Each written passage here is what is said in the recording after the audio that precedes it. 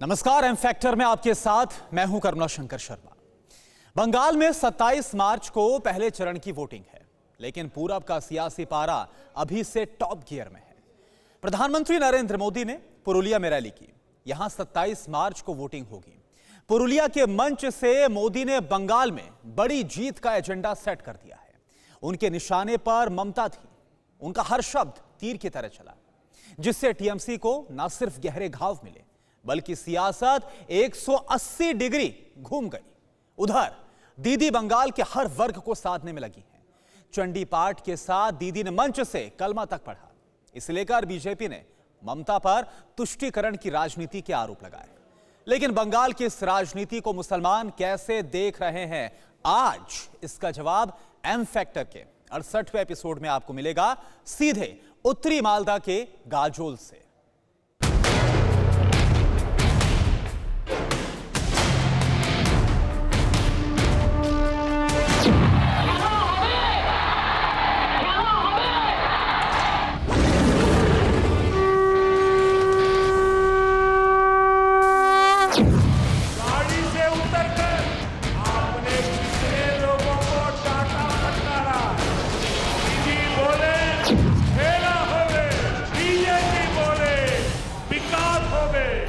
আল্লাহর কাছে প্রার্থনা করি, আল্লাহ দোয়া দাও, শুভ কামনা দাও, লা ইলাহা ইল্লাল্লাহ মোহাম্মদ रसूलुल्लाह। तुष्टीकरण के लिए ये लोग किस हद तक जा सकते हैं, ये इसका बहुत बड़ा उदाहरण है। बंगाल के सियासी तेवर तल्ख हैं, बहुत तल्ख। जंग कलकतिया किले पर कब्जे की है, लेकिन बंगाल फतेह के इस अध्याय में चंडी पाठ भी है और कलमे की नजीर भी है। सियासत के तर्कश में तुष्टीकरण के तीर भी। सौगंध इस खेला की। राजनीति का ये मिजाज देखकर बंगाल बहुत बेचैन है। মাগো, ঘরের দুয়ারে যদি সাপ লুকিয়ে থাকে, সাপটাকেও ঘরে ঢুকতে দেওয়া যাবে না। बीजेपी बोले प्रत्येक घरे कौन होवे और बोले परिष्कार जो होवे। प्रधानमंत्री नरेंद्र मोदी पुरुलिया से बंगाल को साध रहे थे। विरोध के बाण दीदी पर चल रहे थे। मोदी ने बंगाल को टीएमसी की नई परिभाषा बताई। दीदी ने इस तंज पर शेरनी की दहाड़ लगाई। ঘরের দুয়ারে যদি বাঘ এসে হানা দেয়, তবে মনে রাখতে হবে সেই বাঘটাকে হানা দিতে দেওয়া যাবে না। भाजपा की केंद्र सरकार की नीति है डीबीटी, डायरेक्ट बेनिफिट ट्रांसफर। दीदी सरकार की दुनीति है टीएमसी, यानी ट्रांसफर माय कमीशन। कसम सियासत की किस्सा बड़ा अजीब है, इसलिए भी क्योंकि सियासी संग्राम में कौन शेर है और कौन सबा शेर, बहस इस पर भी छिड़ी है। পিএম কেয়ারের টাকা কোথায়, জবাব দাও। নোটবন্দির টাকা কোথায়, জবাব দাও। ভারতবর্ষ বিক্রি করে দেওয়ার টাকা কোথায়, জবাব দাও। दीदी যাচ্ছে 2 मई दीदी যাচ্ছে, আসল পরিবর্তন আছে। पूरब में सियासत वाकई बेचैन है। बेचैनी विरोध के बाणों की है, जो जख्म पर जख्म देते हैं, जख्म पर मुद्दों के मंत्र का मरहम भी लगाते हैं। ये सब क्यों हो रहा है? दीदी के तेवर इतने तल्ख क्यों हैं? क्या बंगाल से प्रधानमंत्री नरेंद्र मोदी ने जो कहा, विकास का जो फॉर्मूला समझाया, क्या उससे बंगाल का माहौल और मूड बदल गया? खासकर उस मुसलमान का जिसे दीदी अपना कैडर वोटर बताती हैं। मुस्लिम मूड की इसी नब्ज को टटोलने हम नॉर्थ मालदा के गाजोल पहुंचे।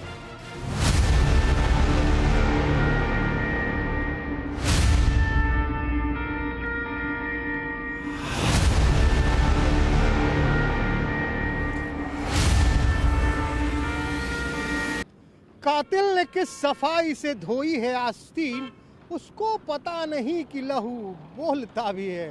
नमस्कार, मैं हूं श्रीनिवास और इस वक्त मैं मौजूद हूं पश्चिम बंगाल के गाजोल विधानसभा क्षेत्र में। जी हां, गाजोल मालदा जिले का हिस्सा है और हम यहां मौजूद हैं ये जानने के लिए कि क्या है गाजोल का मुस्लिम मूड मीटर और क्या कहता है यहां का एम फैक्टर।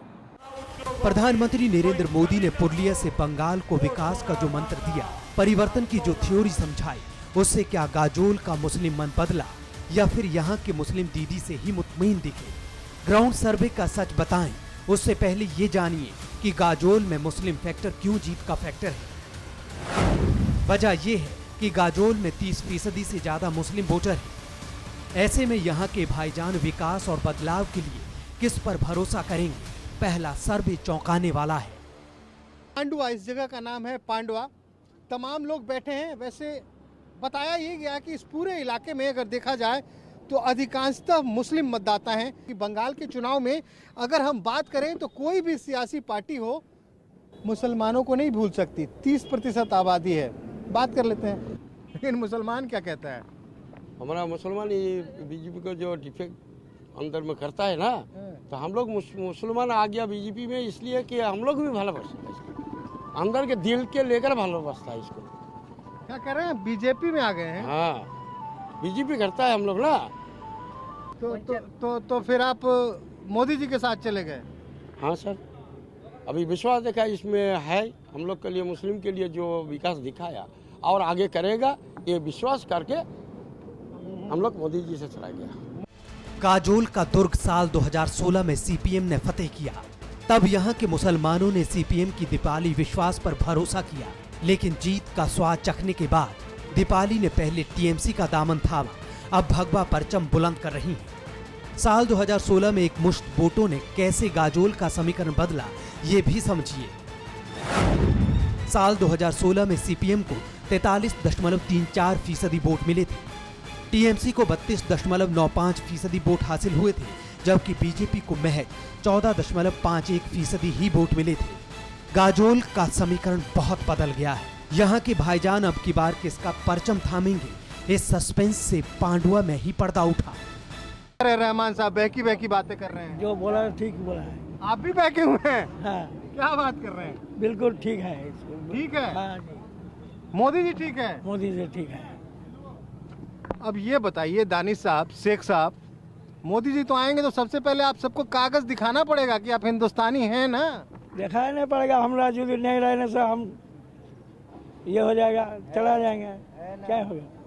तो कागज दिखा देंगे आप? कागज हमरा संगुन है। आपके ठीक है। संग में है कागज? जी हाँ जी। तो आपको मोदी जी नहीं रहेगा तो वो ये हो जाएगा। तो आपको मोदी जी पसंद है? मोदी लेकिन पसंद बीजेपी वाले के बारे में तो कहा जाता है मुसलमान को पसंद ही नहीं करते। नहीं, हम लोग का पसंद है आपको बीजेपी? बीजेपी। ये देखिए ठीक हमारे पीछे NH-24 है। ये मालदा से सिलीगुड़ी की तरफ जा रही है। अभी दीदी ने सिलीगुड़ी में जोर लगा रखा है। चुनाव में आपका मिसाइल किधर चलेगा? चलेगा तो कहाँ चलेगा? दीदी के लिए चलेगा, दादा के लिए चलेगा? दादा के लिए चलेगा। कौन सा दादा? ओवैसी दादा? नहीं तो मोदी जी। मोदी जी? अरे यार पता नहीं, मैं तो कंफ्यूज हो रहा हूँ। वैसे कंफ्यूज नहीं होना चाहिए क्योंकि यहाँ पे सांसद बीजेपी के ही हैं। तो क्यों ऐसा, क्यों दादा क्यों अच्छा लगने लगे आपको? दीदी में जो है ना सब 2 नंबर ही खाता है, एक चुटिया खाता है। क्या खाता है? अकेला अकेला खाता है सब। अच्छा, न- अकेला अकेला खाता है। गरीब के कुछ नहीं देता है। हाँ। तो अकेला अकेला खाता है तो आपको खिलाएगा तो आप भी दीदी के साथ चला जाएगा? नहीं हाँ? गरीब गुरबी क्या खाएगा? गरीब गुरबी क्या खाएगा? हाँ, गरीब घर नहीं देखा तो उसी को लुटता है। तो आपको मोदी जी पसंद है? हाँ, दीदी भी नहीं चाहिए, दादा भी नहीं चाहिए, दादा चाहिए ना भाई, भैया नहीं चाहिए। अच्छा मोदी जी चाहिए, मोदी जी चाहिए। चलिए कुछ युवा भी हैं, बैठे हैं, खड़ा कर लेते हैं उनको। अब्दुल कलाम जैसे मुसलमान मोदी के फैन दिखे। गाजोल विधानसभा उत्तर मालदा लोकसभा का हिस्सा है, वो मालदा जहां मुस्लिम वोट हार जीत के मायने रखता है। ऐसा इसलिए क्योंकि नॉर्थ मालदा में करीब 50% मुस्लिम वोटर हैं। बंगाल में जिस विकास पर बहस छिड़ी है, साल 2019 में यहाँ के मुसलमानों ने प्रधानमंत्री मोदी की विकास थ्योरी पर भरोसा जताया था और बीजेपी के खगेन मुर्मू को यहाँ से संसद पहुँचाया था। तब बीजेपी को 51.38% वोट मिले थे, टीएमसी को 31.85% वोट मिले थे, वहीं सीपीएम को 8.8% और कांग्रेस को महज 2.81% वोट मिले थे। लेकिन क्या गाजोल के भाईजान साल 2019 का इतिहास फिर से दोहराने को तैयार है? अब ये जानने की बारी थी। वोट देने का इरादा है? वोट तो देने का इरादा बहुत है, लेकिन हमें गर्व है, हम मुस्लिम हैं, लेकिन हमें गर्व है कि हम बीजेपी कर रहे हैं। बीजेपी कर रहे हैं? हम प्रधानमंत्री का साथ हैं। प्रधानमंत्री के साथ हैं? हमें इतना गर्व है अरे क्योंकि तो मुख्यमंत्री के साथ मेरा रहिए। देश इतना मजबूत है। देश अगर मजबूत रहेगा तो हम सब मजबूत है। अगर देश मजबूत नहीं रहेगा तो हम सब मजबूत नहीं है। सबका सुरक्षा कर रहे हैं। सबसे पहले होता है अपना देश, उसके बाद कुछ आता है। लेकिन मेरा जो प्रधानमंत्री है, जो जैसा वो काम कर रहा है, जो गरीबों को देख रहा है, मेरा देश को मजबूती बना रहा है। चीन जैसा देश हिल रहा है मेरा हिंदुस्तान के आगे, तो हम लोग का तो प्रधानमंत्री वो क्या लाजवाब है। काजी अफजल को मोदी का विकास फॉर्मूला कबूल है, क्यों है इसकी वजह काजी साहब ने खुद बताई। तो क्या बंगाल में दीदी इसी वजह से बेचैन है? क्या वाकई बंगाली भाईजान ने परिवर्तन का मन बना लिया है? इन सवालों का जवाब सियासतदानों को और भी बेचैन करने वाला है। ये काम धंधा चल रहा है? चल रहा है, टुक टाक करके कर रहा हूँ। टुक टाक करके? ज़्यादा काम नहीं होता। ज़्यादा काम नहीं? लॉकडाउन के चलते? हाँ, लॉकडाउन में काम नहीं होता है। तो लॉकडाउन में कैसे काम धंधा चला था? एक टाइम खाता हूँ, एक टाइम उपास रहता हूँ, ऐसे चलता रहता है थोड़ा बहुत। अच्छा, तो ये बताइए कि सरकारी मदद मिली थी उस वक्त? हाँ, मिला था। मिला था। अब चुनाव आ गया है, आपका कौन सा विधानसभा है? हमारा तो गजाला। गजाला। तो क्या लग रहा है आपको? हमको अच्छा लग रहा है। टक्कर किस में है? टक्कर तो मोदी सरकार का है। मोदी का किसके साथ है? बीजेपी के साथ में। टीएमसी और बीजेपी का? आप ये हाँ, बीजेपी का टीएमसी का साथ। तो आप मुसलमान हैं? हाँ, मुसलमान। तो आप तो टीएमसी को वोट देंगे? नहीं, हम बीजेपी को वोट देंगे। क्यों आप बीजेपी को क्यों वोट देंगे? हम बीजेपी को देंगे, हमारा मर्जी। लेकिन ममता दीदी तो हमको जो खाने के लिए दिया, 2 रोटी दी, उसको देंगे हम वोट। आपको खाने के लिए दिया? हाँ? हमारा जो बाल बच्चा पोसा उसको देंगे ना वोट। तो वो तो दीदी कह रही है हमने सब कुछ किया। दीदी बोलती है, दीदी काम दीदी करती है, दादा काम दादा करता है। अब जिसको हमको जो दादा दिया हमको खाने के लिए, उसको देंगे हम। बस और कुछ नहीं चाहिए? और कुछ नहीं चाहिए, बस उतने ही दीवाने हैं हम। उतने ही में दीवाने हैं? बस उतने ही में। और दीदी? दीदी आपके लिए कलमा पढ़ रही, दुआ मांग रही, तब भी आप दादा तो वो भी तो हमारे लिए कलमा पढ़ रहा है, वो भी तो हमारे लिए दुआ कर रहा है। कहाँ कलमा कि उनका बाल बच्चे खुश रहें, हम जो दे रहा हूँ बच्चे लोग खाएंगे उनका। अच्छा, मुंह से ना पढ़ के कलमा सहायता करके दिए ना वो। तो यहाँ पे मखदूम साहब की मज़ार है, यहीं पे हम मौजूद हैं। शाम का वक्त हो चुका है और कह सकते हैं शाम के वक्त तो हर चौक चौराहे पे ऐसा ही नज़ारा होता है। यहाँ पे तो यही सुनने को मिल रहा है कि दादा के दीवाने बहुत नज़र आ रहे हैं। चलिए और आगे चलते हैं, देखते हैं, पता करते हैं क्या है गजाला का मुस्लिम मूड मीटर। जब जनता की सेवा की प्रतिबद्धता हो, हम राजनीति नहीं रहना चाहते।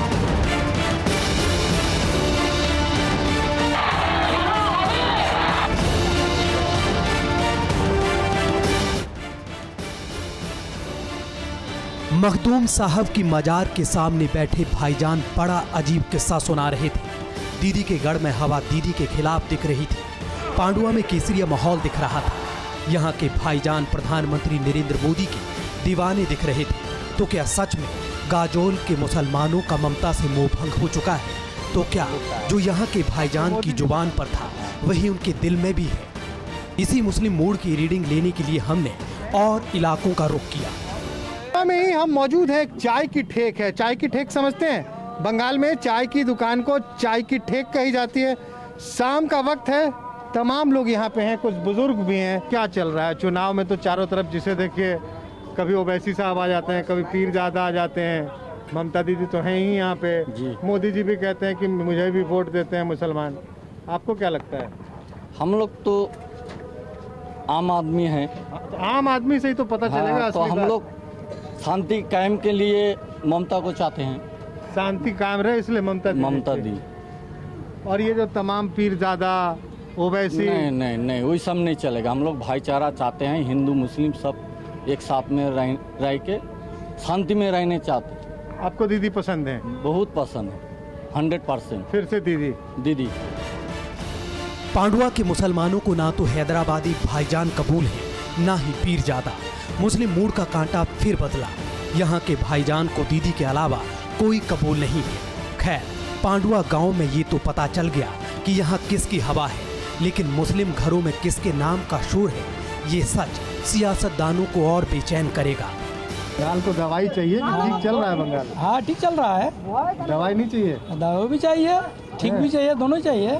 नहीं, अभी क्या लग रहा है, अभी दवाई चाहिए कि नहीं? हाँ, मतलब दीदी जो इलाज कर रही हैं, जो चल रहा है सरकार, हाँ हाँ, उसमें क्या लग रहा है, सही चल रहा है सब? ना सही चल रहा है, सही चल रहा है। तो दीदी एक बार फिर से आनी चाहिए। देखिए, अभी ये सरकार चल रहा है, अभी किसको कौन चाहता है, अभी मन का पेपर। अभी कोई मांगता है दीदी को, कोई मांगता है मोदी को।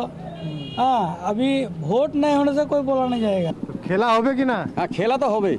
खेला होवे? हाँ, खेला तो होवे। कौन सा वाला खेला? जैसे पिछले बार हम लोग का जो टीएमसी सरकार है, बहुत अच्छा सरकार है। बहुत अच्छा सरकार, बहुत अच्छा सरकार है। लेकिन पिछली बार तो आप मालदह में दीदी का खेला होवे कर दिए थे। तो फिर वो मालदा में नहीं रहेंगे तो गद्दी में बैठेगा। अरे तो पिछली बार तो आपने दीदी को यहाँ से दूसरा ही खेल खिला दिया। ना, दीदी का दूसरा नहीं खेल खिला है। यहाँ हम लोग का क्या है कि टीएमसी सरकार है, और टीएमसी के यहाँ कांग्रेस भी हम लोग का अच्छा है, हम लोग वामफ्रंट सरकार भी अच्छा है, इसलिए हम बोलते हैं खेला होगा। खेला वही तो रहेगा, हम लोग का दीदी रहेगा। गाजोल में कुछ ऐसे भी भाईजान मिले जिन्हें दीदी की विकास थ्योरी कबूल है, लेकिन दिल्ली की दवाई से भी उन्हें परहेज नहीं है। लेकिन कई ऐसे भी मिले जिनकी दलीलें किसी तिलिस्म से कम नहीं है। हाफिज साहब, हाँ बोलिए। क्या कह रहे थे दीदी का? दीदी को हम लोग जिताएंगे। दीदी हम लोग के लिए बहुत काम किया, रास्ता घाट बनाया है, अभी भी चावल दे रहा है हर महीने। मोदी सिर्फ गल्पों मारा, 15 लाख देंगे आपको जीरो बैलेंस में, कुछ नहीं दिया। 15 लाख करके जीरो बैलेंस में देने का वादा किया था, झूठ बोला। अच्छा दिन आएगा, अच्छा दिन आएगा। आप सही से बोलिए तो पूरा दुनिया का, हम लोग का भारतवर्ष में जितना इंसान है, अगर सही हिसाब करेगा, अच्छा दिन आए। बुरा दिन आ गया। कौन सा अच्छा दिन आया बोलिए? अभी जो गैस का दाम है 845 रुपया, गरीब आदमी कैसे खाएगा? जो हर पेट्रोल डीजल बोलिए, जो उसका ये बढ़ गया, ठीक है, कैसे चलेगा? कैसे गरीब आदमी कैसे खाएगा, कैसे चलेगा? गाजोलिया भाईजान का मुद्दा बुनियादी है, जिसे लेकर वो दिल्ली से खासे नाराज दिखे। शिकवा और शिकायत महंगाई से है, तो क्या ये गुस्सा भगवा लहर के लिए खतरे का अलार्म है? मुद्दे ही जिन पर मुस्लिम मन बटा दिखा, लेकिन ग्राउंड जीरो पर यह भी साफ हो गया कि गाजोल में गजब की टक्कर होगी। ऐसा इसलिए क्योंकि यहाँ भाईजान के दिल में अगर दीदी है तो दादा भी है। बहुत सारे लोग हैं जो मजहब के नाम पे कुछ से कुछ बयान देते हैं कि मुसलमानों के ये आज़ादी नहीं है, वो आज़ादी नहीं है, हमें चाहिए आज़ादी। ये नारा तो आपने खूब सुना होगा। हाँ बिल्कुल, ये बात दुरुस्त है। आज़ादी का नारा सबको ही लगाते हैं, और आज़ादी का नारा सिर्फ मुसलमान नहीं लगाते हैं, हिंदू लोग भी कहते हैं हमको आज़ादी चाहिए, मुसलमान भी कहते हैं हमको आज़ादी चाहिए। अब यहाँ पे सोचने की बात यह है कि सबको एक ही नारा क्यों लगा रहे हैं? हिंदू भी वही नारा लगा रहे हैं, मुसलमान भी वही नारा लगा रहे हैं। अभी भी आज़ादी बाकी है, पूरी आज़ादी मिली। हर इंसान, हिंदुस्तान का हर फर्द के लिए आज़ादी बाकी है अभी भी। सिर्फ मुसलमान के लिए नहीं, सिर्फ हिंदू के लिए नहीं है, हर फर्द की आज़ादी बाकी है। एक बार फिर से नाम बताइए। तौहीदुर रहमान। चलिए, तो ये आपने सुना, तौहीदुर रहमान साहब कह रहे थे कि अभी भी आज़ादी बाकी है।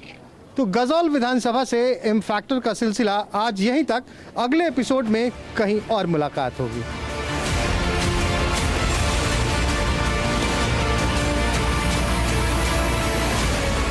आपकी सेहत आपकी बात।